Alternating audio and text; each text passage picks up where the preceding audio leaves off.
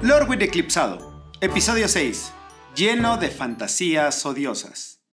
Inevitable como el amanecer, Isilu y el hada que lo rodeaba, la que Maralén insistía en que era su hermano, se acercaban, mientras los elfos lo seguían en avance, marchando a lo largo del horizonte como un presagio de apocalipsis. Los Kitkin, tocados por la noche, seguían preparando sus armas y ajustando sus posiciones, formando una estrecha muralla de flechas erizadas y cuchillos preparados. ¿Ves cómo están?, preguntó Aisling en voz baja, apuntando a Tam. Contra el viento de la noche. El miedo a lo inusual les viene bien. Se mueven como uno solo, porque tratan al mundo exterior como un solo enemigo. Los Kitkin siempre están orientados a la comunidad, pero nunca tan unidos de día. Tam tragó saliva, mirando la hilera de antorchas que se acercaban cada vez más. ¿De verdad es el momento adecuado para darme una lección sobre la noche y el día?, preguntó. Cada vez que el mundo da un ejemplo claro, es el momento adecuado para señalarlo, dijo Aisling. Cae la noche, los Kitkin se unen. Amanece, los elfos creen que solo ellos pueden ver con claridad a la luz del sol. Nuestros cambios revelan otras partes de quienes somos, pero esas partes son simplemente diferentes, ni mayores ni menores. Isilu se acercó sigilosamente, arrastrando la maraña de alas por el suelo y abriendo un surco en la tierra, que se llenó de inmediato de brillantes flores lunares y brillantes botones de luz estelar en una gama de colores arcoíris. El hada dejó de dar vueltas alrededor de la cabeza de la bestia para descender y trazar un amplio círculo alrededor de Maralén.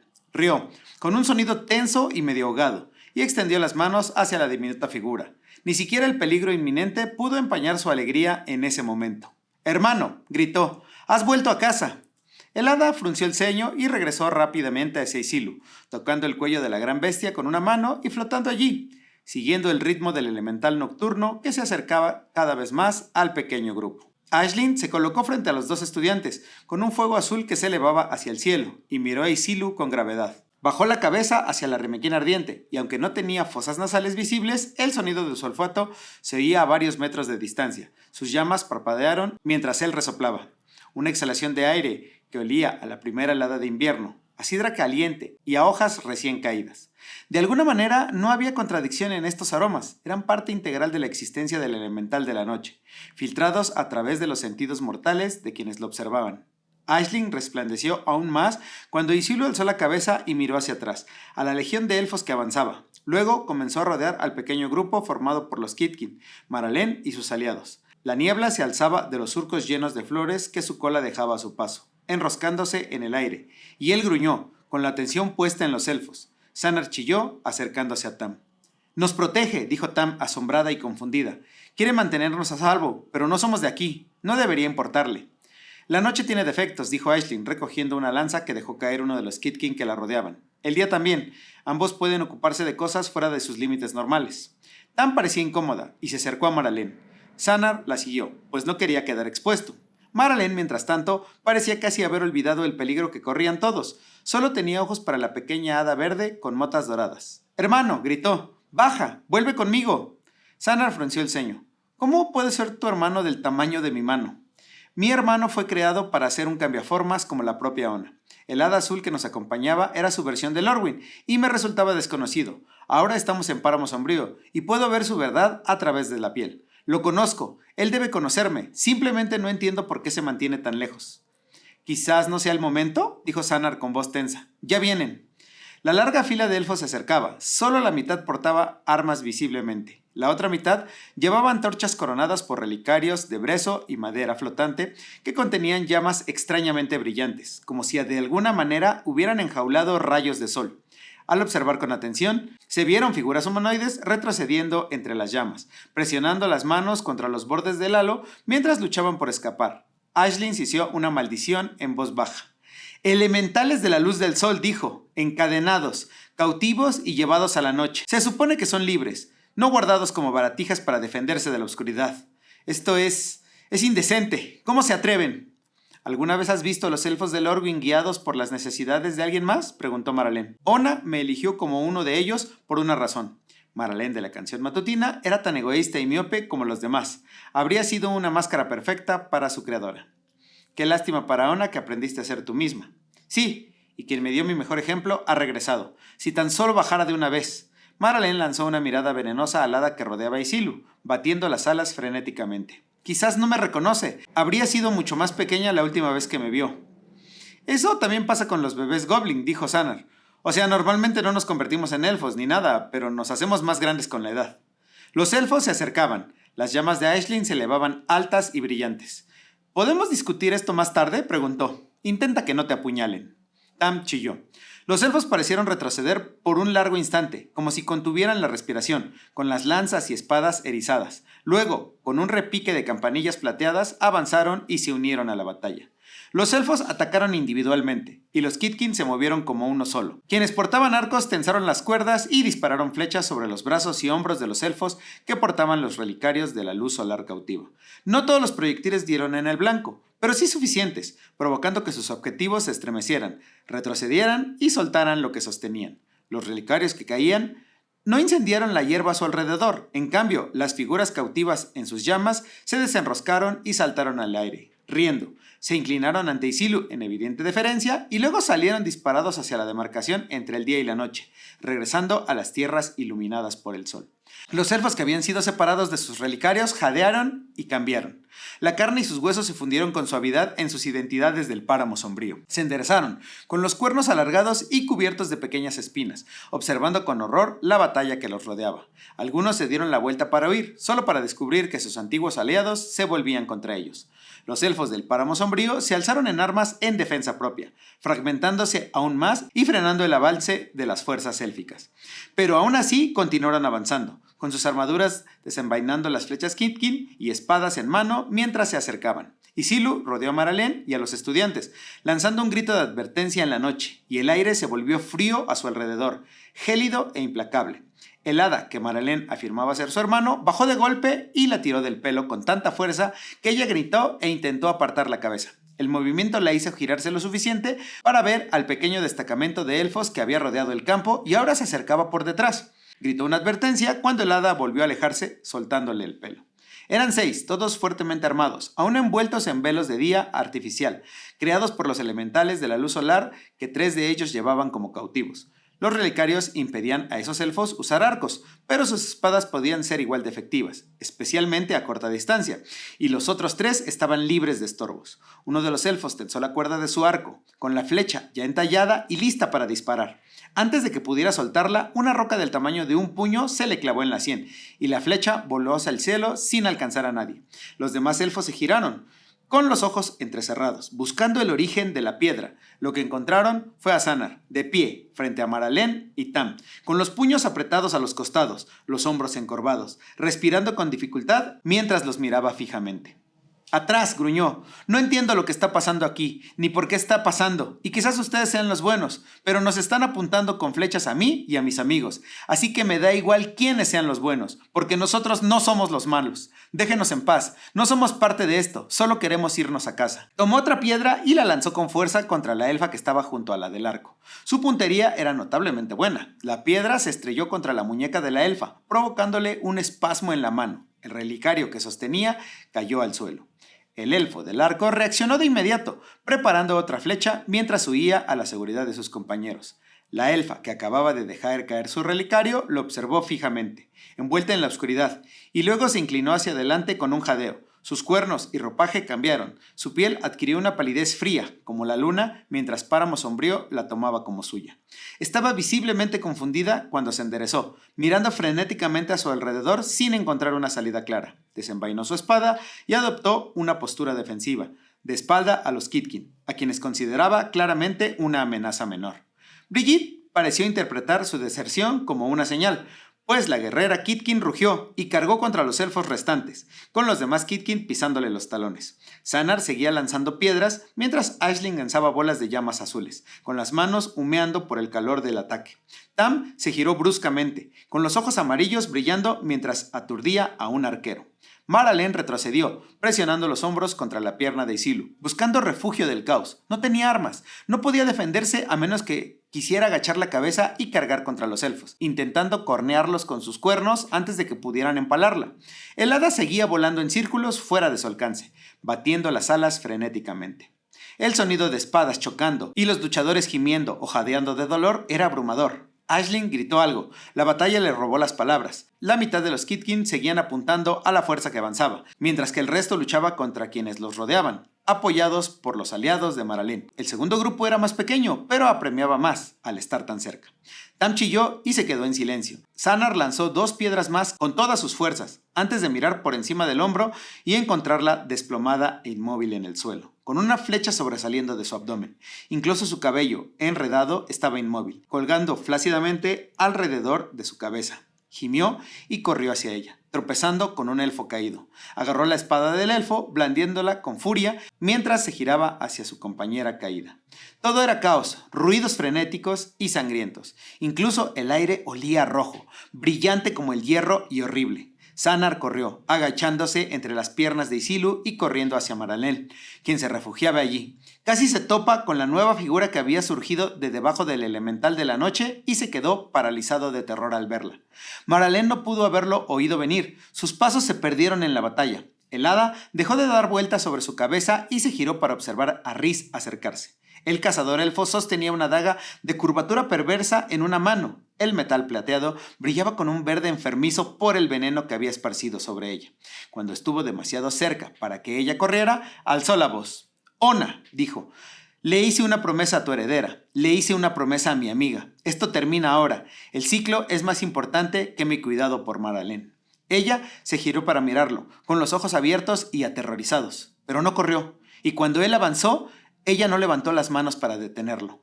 No fue hasta que estuvo lo suficientemente cerca para atacar que ella habló y susurró. «Rhys, por favor, no es lo que piensas.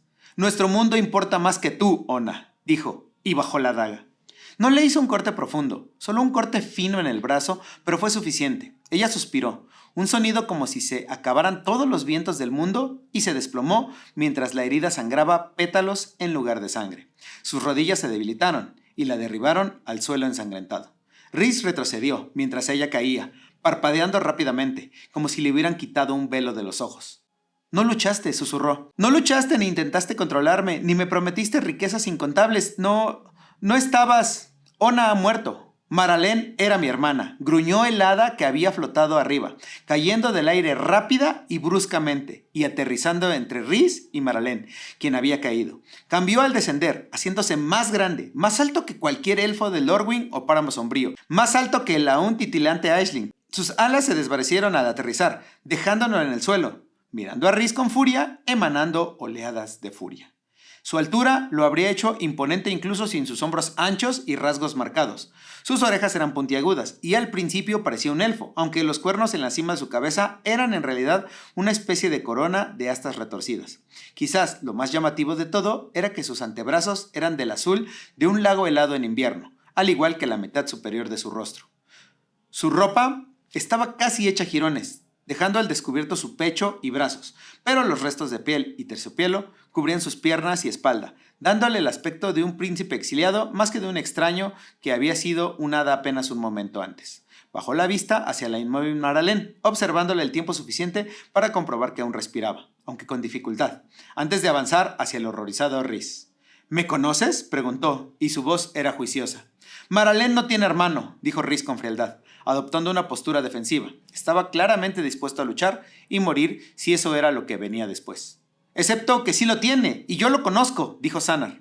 Ambos hombres se giraron. Sanar estaba agachado junto a Tam, con un brazo repentinamente descubierto. Se había arrancado la manga del mono y la había apretado alrededor de la herida, con cuidado de no mover demasiado la flecha. No se la había quitado. Mantenerla en su sitio significaba que podía servir de corcho, reteniendo la mayor parte de la sangre de Tam en su cuerpo. Los Kitkin y los elfos seguían luchando a su alrededor, pero parecía haberlos aislado en su afán por salvar a su amiga. Solo el pequeño montón de rocas frente a él delataba su preocupación. «¿Cómo?», preguntó el hombre. «No sé tu nombre, quiero decir, pero sé quién eres, porque nada más tiene sentido», dijo Sanar. «Eres el hermano de Maralén, el que se fue antes de que ella fuera Maralén, el que la reina malvada creó y desechó. ¿Podemos dejar de hablar y hacer algo? Tam está muy herida, no estoy en Witherbloom, no sé cómo curarla». El hombre esbozó una sonrisa tenue y terrible, volviendo la atención a Rhys. «Sí, soy ese miserable vagabundo de la noche. Ona me obligó a gobernar Páramo Sombrío, sabiendo que jamás nos concedería la independencia. Una vez que comprendí eso también, me marché y renuncié a la idea de familia. Pronunció la palabra con un sabor desagradable. No tenía hermanas, entonces, ni intención de regresar jamás. Así que imagina mi consternación cuando me encontré con un vagabundo que me contó historias de mi tierra natal, de la caída de Ona y del resurgimiento del páramo sombrío. Entonces llegué aquí y encontré a mi madre, justo donde la había dejado. O eso creía. La mujer a la que llamabas Maralén se parecía tanto a Ona que creí que era la propia Ona, renacida con la apariencia de una elfa. Tam, empezó Sanar. Silencio, estudiante, espetó el príncipe retornado, con la mirada fija en Rhys. Yo, que nunca conocí a mi hermana, vi a través de sus máscaras y me di cuenta de que no era Ona que había regresado. Tú, que decías ser su amigo, no podías ver ni la mitad. Las criaturas de Lorwyn son muy propensas a quedar cegadas por la luz. Tam se está muriendo, dijo Sanar en voz alta. Mi hermana, mi familia muere más rápido. Esta vez la palabra familia sonó más suave, más confusa. Si hablo para aliviar su muerte, seré perdonado. Tu amiga tiene veneno en las venas y aún le faltan horas para que llegue su propia aurora. Él, y señaló bruscamente a Rhys, tiene que escuchar. Me debe esto. Nos debe a ambos. Así que salva a Maralén. No puedo, dijo el príncipe con cansancio. Su cuchillo estaba cubierto de guante lunar, el veneno más letal conocido en los senderos diurnos de Lorwyn. Él ha sellado su destino. Pensé que era ella. Le prometí que la enviaría a la paz antes de que pudiera renacer como su madre, protestó Rhys. Ambos nos equivocamos, dijo el príncipe. Pensé que era Ona, así que la provoqué y la atormenté. Y cuando eso no funcionó, traje a forasteros para sembrar el caos. ¿Y saben lo que hizo? Huyó. Huyó por el bien de su mundo, por el bien del ciclo, y demostró que nunca había sido nuestra madre. Siempre fue Maralén, dijo Rhys con creciente horror. La convenciste de que Ona regresaría y ella me convenció a mí sin querer, hasta que me alcé en armas contra ella. Es tu culpa y mía. El príncipe lo miró con tristeza. Antes de que pudiera decir nada, un elfo atravesó el círculo de Kitkin y cargó hacia adelante, con una espada en una mano y un relicario en la otra. Atacó al príncipe, quien esperó a que se acercara, y luego extendió la mano y le agarró la muñeca, retorciéndola con fuerza hasta que dejó caer la espada en el suelo. Al hacerlo, la luz de su relicario, alimentado por la luz del sol, cayó sobre el príncipe, quien se onduló y cambió una vez más, con el rostro y las manos de un azul frío, adquiriendo el azul brillante de un cielo de verano. Su rostro se volvió más afilado y sus labios más finos, mientras el peso de antiguas penas caía sobre sus hombros. Cuando habló, su voz era más aguda y más cruel. «Ya no tienes nada que ver con esto», le informó al elfo, y extendió la mano para tomar el relicario, mientras chasqueaba los dedos con la otra. El elfo se había ido. El alce que ocupaba su lugar parecía desconcertado, o tan desconcertado como puede parecerlo una presa. Luego se dio vuelta y huyó, con los cascos resonando en el suelo, empapado por la noche. «No hay mucha diferencia entre un elfo de esta tierra y un alce», dijo el hombre de pelo negro, que no era un príncipe en absoluto, volviendo a su atención a Rhys. «Siempre me pareció divertido, pero tú no me pareces divertido en ninguna de las dos formas. Ella confiaba en ti, se preocupaba por ti, no quedaba ninguna traición en ella, y tú la mataste, la traicionaste. Hice lo que me pidió». En el suelo, Maralén aún respiraba, pero con dificultad. Las marcas de luz lunar, como raíces y moretones, serpenteaban desde su herida, marcando el camino del veneno por sus venas. Sanar chilló algo ininteligible y lanzó otra piedra a un elfo que se acercaba, quien respondió retrocediendo y disparándole una flecha. De repente, el príncipe de Páramo Sombrío, vestido con el manto de Lorwyn, apareció allí, de pie entre el goblin y los elfos. «No», dijo bruscamente, con una voz menos indulgente que cuando llevaba la noche en la mano. Los elfos restantes del destacamento habían desaparecido, reemplazados por conejos desconcertados que movían las orejas y negaban con la cabeza antes de darse la vuelta y huir hacia los prados. El hombre arrojó el relicario a un lado mientras extendía la mano para apoyarla en el costado de Isilu, suspirando en evidente alivio al ver cómo la oscuridad lo envolvía. Era el príncipe de Páramo Sombrío, no el exiliado de Lorwyn, cuando se volvió hacia Rhys. «La noche y el día son dos mitades de un mismo todo, como mi hermana y yo estamos destinados a ser», dijo. «Ella sirve a Lorwyn y yo a Páramo Sombrío. Al alzar las armas contra el día, las alzas contra la noche». «Solo hice lo que me pidió», dijo Rhys con la voz apagada. El príncipe avanzó. Rhys dio un paso atrás. Maralén y Tam continuaron muriendo. Lo que vino después parecía inevitable. Estaban solos en un campo, sin asistencia médica cercana, y una hilera de elfos aún se extendía por las colinas. Los Kitkin que luchaban los habían reducido en número, pero aún eran suficientes para detener cualquier intento de escape. Entonces, un fuerte rugido rasgó la noche, resonando en las colinas y los árboles por igual. Todos los que eran capaces de moverse se giraron hacia el sonido, incluso Sanar y el elemental de la noche.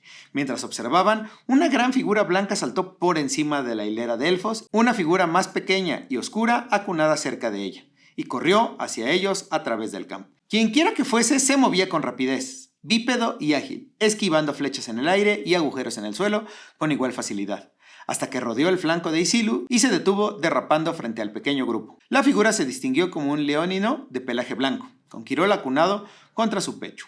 El vampiro se incorporó cuando el leonino dejó de correr, con una amplia sonrisa que le dividió el rostro y dejó ver las puntas de sus afilados colmillos. «¡Sanar!», exclamó. «Oh, nunca esperé alegrarme tanto de verte». «¿Quirol?». Sanar se puso de pie. «¿Eres tú?». «Soy yo», dijo Quirol. «Este es Ayani. Es amigo de la profesora Bess». Le dio una palmadita al leonino blanco en el brazo, sin parecer notar su mueca de dolor al ser llamado amigo de la profesora Bess. «Ya puedes bajarme», añadió. Ayani asintió y lo ayudó a ponerse de pie. Quirol se estiró y corrió hacia Sanar, aparentemente notando a la caída Tam por primera vez. «¿Tam?», preguntó. «Sanar, ¿qué pasó? ¿Y dónde está Abigail?». «Se cayó al río», dijo Sanar. «Se ha ido». Y un elfo le disparó a Tam con una flecha.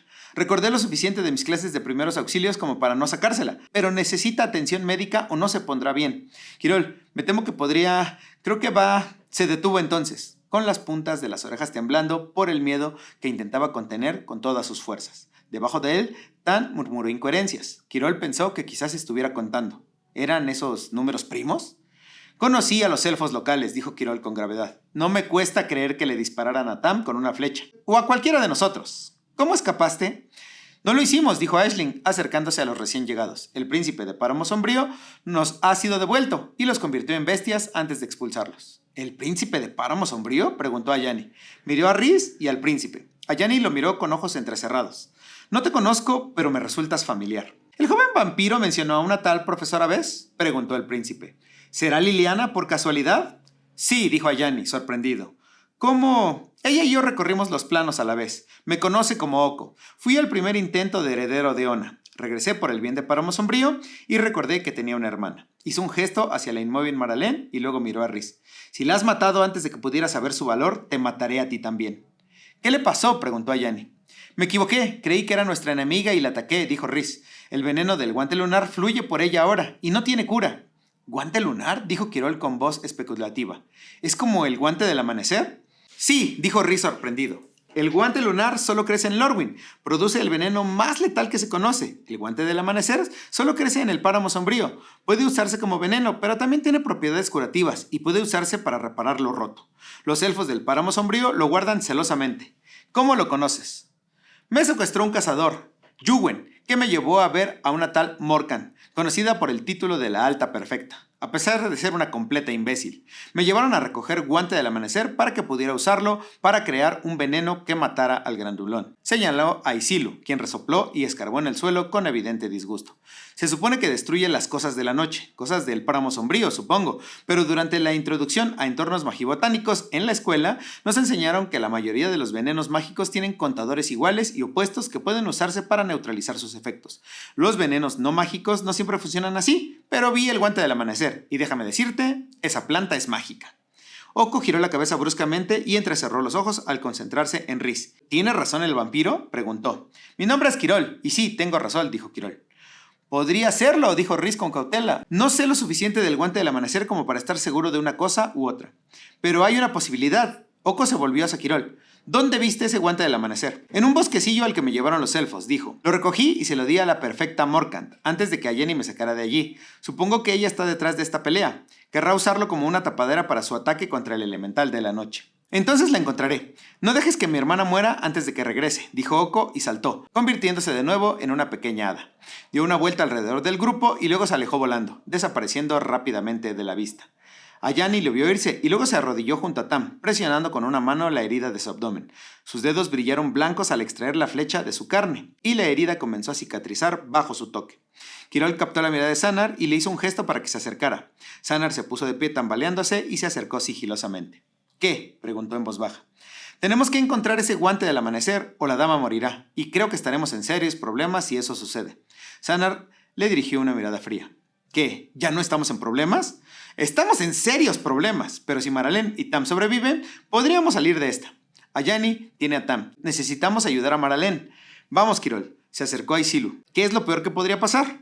Sanar logró poner los ojos en blanco y lo siguió, dejando a Yani y Riz para atender a los heridos, mientras los estudiantes rodeaban la pierna de Isilu y se escabullían en la noche. Isilu era, sin duda, la criatura más grande que había visto jamás. Quirol pensó que podía compararse con los dragones fundadores, pero nunca había visto uno de esos seres legendarios. Solo había oído hablar de ellos. Rodeó la pierna y cruzó bajo el vientre de la bestia hasta los campos que se extendían más allá, con Sanar siguiéndolo de cerca, con una roca en cada mano. ¿A quién buscamos?, preguntó Sanar. A la perfecta Morkan, murmuró Quirol, con la cabeza gacha mientras observaba a su alrededor. Grupos de elfos y Kitkin seguían luchando al descubierto, pero gran parte de la línea seguía a distancia, observando sin intervenir. Quirol frunció el ceño. Había visto batallas como esta descritas en los libros de historia, y solían significar que se estaba produciendo una distracción, algo para mantener la vista puesta en el espectáculo mientras se desarrollaba una emboscada en otro lugar. Empezó a avanzar hacia la cabeza de Isilu. No fue una verdadera sorpresa cuando llegó y encontró a la perfecta Morkan, con una espada en una mano y un reluciente frasco de color púrpura y oro en la otra. El líquido en su interior relucía como vino estrellado, y Quirol siseó con fuerza entre los dientes. El guante del amanecer, dijo. Tenemos que quitárselo. Está bien, dijo Sanar, y lanzó una piedra. Giró al volar, distorsionando el aire a su alrededor, y se estrelló contra el hombro de la perfecta Morkan, haciéndola girar bruscamente y gruñirles a los estudiantes. Había elfos muertos en el suelo a su alrededor, con flechas Kitkin en el pecho, pero ella seguía ilesa. Se dirigió hacia ellos a través del lodo, con la espada en alto. «Pequeño fugitivo», gruñó, ¿encontraste una plaga ocular para que te ayudara a luchar? Los usaré ambos para alimentar mi jardín, y esa bestia morirá antes de que amanezca. Atacó a Quirol, quien se apartó, solo para congelarse cuando una mano la agarró de la muñeca y detuvo el ataque. Morkan se giró para mirar a su asaltante, con los ojos entrecerrados. Yuwen, con la frente ahora coronada de cuernos espinosos y reafirmando su identidad de páramo sombrío, la golpeó con la frente, tan fuerte que Quirol y Sanar oyeron el crujido de un hueso. Morkan se tambaleó hacia atrás, todo lo que pudo, mientras Yuwen la sujetaba por la muñeca. Se inclinó para arrebatarle el frasco de la mano. «Tómalo», dijo, y le arrojó el frasco a Sanar. Aún sin soltar a Morkan, Yuwen se agachó y le arrebató algo del cinturón. Ella jadeó, visiblemente desorientada, e intentó agarrar lo que él le había quitado. Yuwen la soltó, sosteniendo en alto lo que parecía una calabaza atada a una cuerda de cuero. Mientras corría hacia Quirol y Sanar, sus cuernos recuperaron su forma diurna, mientras que los de Morkan se retorcieron y le crecieron espinas. Ella dejó caer su espada, horrorizada, y se giró para inclinarse ante Isilu, comenzando a murmurar disculpas. «No tengo idea de lo que acaba de pasar», dijo Sanar. «Lo hablaremos luego», dijo Quirol, y tomó la mano libre de Yuwen. «¿Vamos, Lulu?» «¿A dónde vamos?» «Espera, ¿cómo me acabas de llamar?», preguntó Yuwen. Quirol sonrió, casi frenético. «Vamos a ver a la reina», dijo, y corrió de vuelta por donde había venido, arrastrando a Yuwen y Sanar siguiéndolos, mientras todos se adentraban en la noche.